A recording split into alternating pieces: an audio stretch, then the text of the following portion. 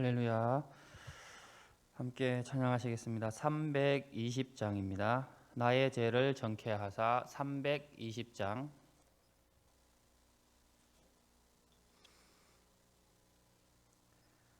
나의 죄를 정케 하사 주의 일꾼 삼으신 구세주의 넓은 사랑 항상 찬송합니다.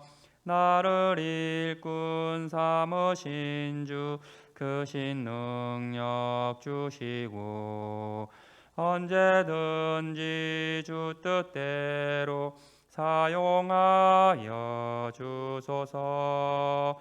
내게 부어 주시려고 은혜 예비하신 주의 은혜 채워주사 능력 있게 하소서. 나를 일꾼 삼으신 주 크신 능력 주시고 언제든지 주 뜻대로 사용하여 주소서. 죄의 짐을 풀어주신 주의 능력 크도다. 나를 피로 사신 예수 내 맘속에 오소서. 나를 일꾼 삼으신 주 크신 능력 주시고 언제든지 주 뜻대로 사용하여 주소서. 주여 내게 성령으로 충만하게 채우사 생명수가 강물처럼 흐르게 하옵소서. 나를 일꾼 삼으신 주 크신 능력 주시고 언제든지 주 뜻대로 사용하여 주소서. 아멘. 사도신경으로 신앙 고백 드리겠습니다. 전능하사 천지를 만드신 하나님 아버지를 내가 믿사오며 그 외아들 우리 주 예수 그리스도를 믿사오니 이는 성령으로 잉태하사 동정녀 마리아에게 나시고 본디오 빌라도에게 고난을 받으사 십자가에 못 박혀 죽으시고 장사한 지 사흘 만에 죽은 자 가운데서 다시 살아나시며 하늘에 오르사 전능하신 하나님 우편에 앉아 계시다가 저리로서 산자와 죽은 자를 심판하러 오시리라.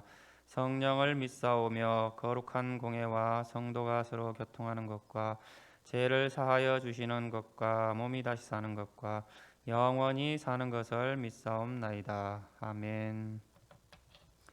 하나님의 말씀은 요한복음 15장입니다.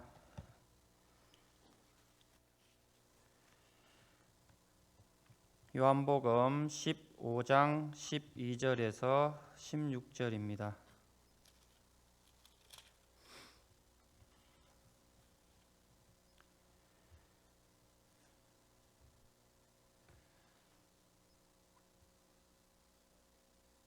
제가 봉독해 드리겠습니다. 내 계명은 곧 내가 너희를 사랑한 것 같이 너희도 서로 사랑하라 하는 이것이니라. 사람이 친구를 위하여 자기 목숨을 버리면 이보다 더 큰 사랑이 없나니 너희는 내가 명하는 대로 행하면 곧 나의 친구라. 이제부터는 너희를 종이라 하지 아니하리니 종은 주인이 하는 것을 알지 못함이라. 너희를 친구라 하였노니 내가 내 아버지께 들은 것을 다 너희에게 알게 하였음이라. 너희가 나를 택한 것이 아니요 내가 너희를 택하여 세웠나니 이는 너희로 가서 열매를 맺게 하고 또 너희 열매가 항상 있게 하여 내 이름으로 아버지께 무엇을 구하든지 다 받게 하려 함이라. 아멘. 이 15장 전반부는 예수님과 성도와의 관계를 보여주는 포도나무 비유였습니다. 12절부터는 그런 성도들, 가지에 해당하는 우리 성도들의 책임에 관한 교훈이 되겠습니다. 서로에 대해서 사랑을 실천하는 것이 마땅하다는 그런 교훈과 동시에 그런 제자들이 누리게 될 축복까지 약속하고 있습니다. 14절에 보면 너희가 내가 명하는 대로 하면 곧 나의 친구라. 이 사랑의 계명을 실천하게 되면 예수님과 친구가 되는 그런 축복을 받게 되는데, 그 축복의 구체적인 내용이 15절 후반부에 보면 아버지께 들은 것을 너희도 알게 된다. 즉 하나님의 신령한 비밀들을 깨닫게 되는 그런 축복을 받습니다. 그리고 16절 끝에는 무엇을 구하든지 다 받는 이런 축복을 약속하고 있습니다. 정리하면 사랑을 실천하면 주님의 친구로서 대접을 받으며 축복도 약속하시는데, 그 축복의 내용은 하늘의 신령한 비밀을 깨닫게 되고 무엇을 구하든지 받을 수 있다는 것입니다. 그런데 13절에서 사람이 친구를 위해 목숨을 버리는 것보다 더 큰 사랑이 없다라고 말씀하십니다.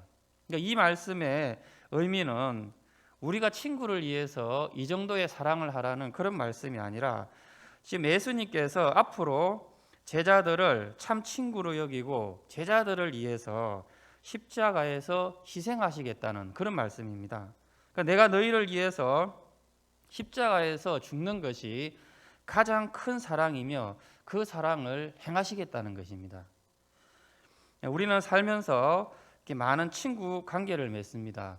그렇지만 정말 진심으로 내 마음을 털어놓고 지낼 수 있는 친구는 아주 극소수라고 할 수 있습니다. 어느 때는 말하지 못한 비밀을 믿고 이야기했다가 나중에 후회하는 그런 경우도 있습니다. 왜 그러냐면은 그 친구와의 좋은 관계가 항상 유지된다는 보장이 없기 때문에 그렇습니다. 그래서 이런 경험이 많은 사람들은 아무리 친한 친구일지라도 정말 깊은 나만 알고 있는 그런 비밀 이야기들은 망설이게 됩니다.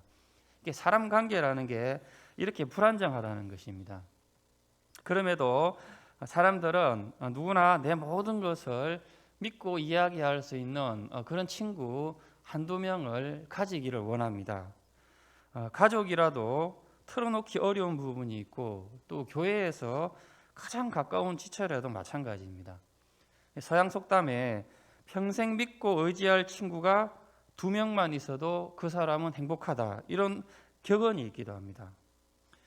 여러분, 내 모든 것, 특히 가족 중에 아내, 남편, 부모님께 말씀드릴 수 없는 것, 우리가 그런 게 이제 제가 그런 게 해당이 되지 않습니까? 몰래 지은 죄, 아무도 알면 안 되는 죄를 내가 오픈하고 정말 상담할 수 있는 그런 사람이 나에게 2명이 있는지 한번 생각해 보시기 바랍니다. 금방 생각이 안 날 수 있습니다. 오늘 주님은 이런 면에서 우리의 진정한 친구가 되어주시겠다라고 선언하고 계신 것입니다. 우리를 친구라 여기시고 친구인 우리를 위해서 어떤 조건 없이 십자가를 지신다고 말씀하십니다. 이미 예수님 오시기 전에 모세는 신명기 33장 29절에 이런 우리를 향해서 이스라엘이여 너는 행복한 자로다. 여호와의 구원을 너같이 얻은 백성이 누구뇨? 그는 너를 돕는 방패시오 너의 영광의 칼이시로다. 이렇게 기록하고 있고, 시편 144편 15절에는 이런 백성은 복이 있나니 여호와를 자기 하나님으로 삼는 백성은 복이 있도다. 우리 같은 행복한 사람이 없다라고 말씀하고 있습니다. 다음 15절을 보면 이제부터는 너희를 종이라 하지 아니하리니 종은 주인이 하는 것을 알지 못함이라. 너희를 친구라 하였노니 내가 내 아버지께 들은 것을 너희에게 알게 하였음이라. 이전까지 제자들과 주님의 관계는 주종 관계였습니다. 제자들은 주님을 주라고 불렀습니다. 예수님 당시 로마나 유대는 종의 신분은 살아있는 도구에 불과했습니다. 주인의 소유물과 마찬가지 대접을 받았습니다. 그리고 종과 주인은 서로 의견을 나누고 공감하는 그런 관계가 아니라 지시하고 복종하는 관계입니다. 그러므로 제자들이 주님과 친구가 된다는 것은 이 신분의 변화와 함께 사역에 있어서 큰 전환점이 됩니다. 주님의 친구가 되기 때문에 하늘나라의 신령한 비밀을 공유하고, 또 전에는 종처럼 수동적인 위치에서 사역을 했다면 이제부터는 능동적으로 주도적으로 동참한다는 그런 의미가 되겠습니다. 이것은 우리에게도 그대로 적용이 되는데요. 우리 역시 직분 때문에 책임감이나 다른 사람의 평가 때문에 사역하는 것이 아니라 예수님의 친구이기 때문에, 내가 예수님의 친구라고 생각한다면 주도적으로 적극적으로 해야 합니다. 회사에서 우리가 비유하면 평사원들은 대체적으로 상사가 또는 회사에서 시키는 일만 하려는 그런 경향이 있지 않습니까? 그리고 퇴근 시간 기다리고 월급날 기다리고, 오늘도 이렇게 상사에게 크게 깨지지 않았다 이렇게 안심하고, 회사에서 보내면 그것으로 만족하고, 자신의 시간은 회사를 퇴근한 후부터라고 생각하며 이렇게 직장생활을 하는 사람들도 있습니다. 그런데 여러분들, 간부들은 그렇지 않습니다. 이 간부들의 가장 큰 특징은 책임감이 강하다는 것입니다. 시간을 때우는 것이 아니라 수동적으로 일하지 않고 능동적으로 일하고, 회사를 염려하고 자기 주어진 일만 하고 출퇴근하는 게 아니라 부서 전체를 생각하고 팀원 전체를 생각하면서 일합니다. 집에 가서도 회사 일을 걱정하기도 합니다. 이게 이제 간부와 평사원의 차이입니다. 교회도 마찬가지라고 생각합니다. 내가 직분이 아니라 간부와 같은 마음으로 교회를 다니는 사람이 있고, 그냥 평사원과 같은 마음으로 교회를 다니는 사람이 있습니다. 친한 친구가 이렇게 작은 교회를 섬기는데 그렇게 그 자기 교회 목사님 자랑을 저한테 많이 합니다. 저보고 이렇게 설교 한번 들어보라고, 요즘 목사님하고 다르다. 그래서 몇 달 전에는 그 목사님이 이제 경기도에 있다가 지방으로 교회를 이전하게 됐습니다. 그런데 이제 친구가 거기까지 따라간 거예요. 이 친구가 이제 본인 일을 따로 하면서 이제 교회 사찰 집사로 봉사를 하는 것입니다. 그냥 교회에서 그렇게. 그래서 저는 이제 조금 걱정이 되었습니다. 저렇게 열심히 하다가 언젠가는 한두 번은 이렇게 시험 드는 일이 생길 텐데 걱정이 되지 않습니까? 근데 아니나 다를까 이게 현실이 되었습니다. 어떤 일이냐면은 아주 사소한 일일 수는 있는데요. 그 교회 식당인지 교회 사무실인지 모르겠는데 그 냉장고가 있는데, 본인이 이제 늘 교회에서 상주하고 봉사를 하다 보니까는 그 냉장고 안에 있는 우유를 먹었다고 합니다. 그런데 그 여자 전도사님께서 냉장고에다 붙여놓은 거예요. 이거 담임 목사님 그러니까는 손대지 마세요라고 붙여놨다는 거예요. 근데 그 자세한 내막은 저도 잘 모르는데 친구가 그 일 때문에 이렇게 시험에 든 거예요. 마음이 상당히 어려움을 겪게 되었습니다. 그래서 자기가 생각해도 너무 유치하잖아요. 이런 일을 자기가 시험을 든다는 게. 그래서 아무한테도 말을 못하고 이제 저한테 전화를 한 겁니다. 근데 사소한 일 같은데 제가 이렇게 통화를 해보니까는 굉장히 힘든 시간을 보내고 있더라고요. 그래서 제 생각에는 아마 그 친구가 그렇게 교회에 자기가 봉사를 많이 하고 헌금하고 희생하고 그 사역자들 대신 자기가 교회 일을 현재 다 해주고 있는데 어떻게 나한테 이런 거 가지고 이럴 수 있느냐, 이런 마음이 있지 않나. 근데 저의 추측입니다. 근데 제 기분이 친한 친구니까는 화가 나기도 하고, 또 한편으로는 한심하기도 하고, 왜 그 교회 냉장고에 우유를 먹어가지고 그런 일을 원인 제공을 해서 말하고 싶었는데 차마 그래도 그 힘들어하는 친구에게 그렇게 말하지는 못했습니다. 근데 혹시나 하는 노파심 때문에 그 전도사님과의 관계를 위해서 이렇게 기도해라, 나도 기도할게, 그렇게 하고 저도 기도하고 있었습니다. 그리고 이제 전화를 끊었는데 그 후에 걱정이 돼서 전화를 해봤는데 문제가 잘 해결됐다는 것입니다. 담임 목사님께 본인이 고자질을 한 게 아니라 자기가 너무 어려우니까는 이제 상담 차원에서 내가 이런 일이 있는데 너무 이렇게 작은 일로 제 마음이 어렵더라고 목사님께 솔직하게 말씀을 드렸다고 합니다. 그랬더니 이 담임 목사님의 반응이 너무 놀라운 게 그것을 가볍게 여기지 않고 위로해주고 이 친구를 위해 일주일간 금식 기도를 들어가셨다는 거예요. 그래서 제가 이 친구가 왜 그 작은 교회에 그리고 지방까지 이 목사님을 따라가는지를 제가 알게 됐습니다. 그래서 현재 저는 이렇게 한편으로는 좋은 일이라는 생각이 들기도 하고 또 한편으로는 앞으로 또 이런 비슷한 일이 생길까 이렇게 염려가 되는 친구에 대해서 두 가지 마음이 저에게 있습니다. 여러분, 제가 하고자 하는 말은 우리가 예수님의 친구가 되는 것은 축복이지만 쉽지 않다는 것입니다. 여기서 만약에 제 친구가 이겨내지 못하면 제 친구는 주님의 친구에서 주님의 종으로 돌아가는 것입니다. 힘들지만 이 주님의 친구의 삶을 선택하고 또 자녀들에게 가르치는 그래서 우리가 이 마지막 시대에 정말 하나님 나라를 위해서 쓰임받는 저와 여러분 되시기를 또 가정 되시기를 주님의 이름으로 축복합니다. 기도하겠습니다.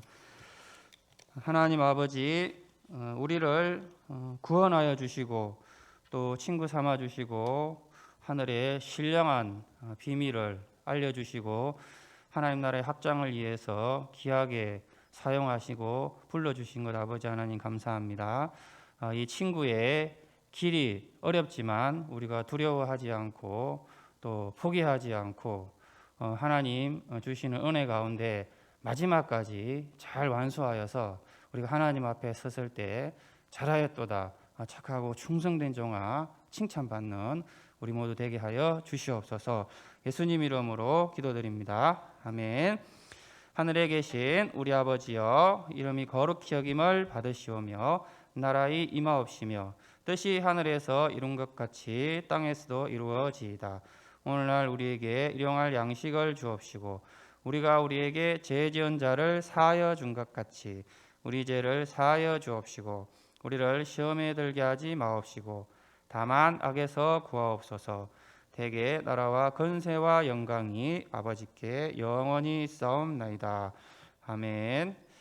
나라를 위해서 또 대통령과 지도자를 위해서 세계 선교와 필리핀 가복교회를 위해서 기도하시고 우리 복정교회와 세우신 목사님과 또 주일학교 우리 자녀들을 위해서 오늘 주신 말씀 생각하시면서 또 한우들을 위해서 함께 기도하겠습니다.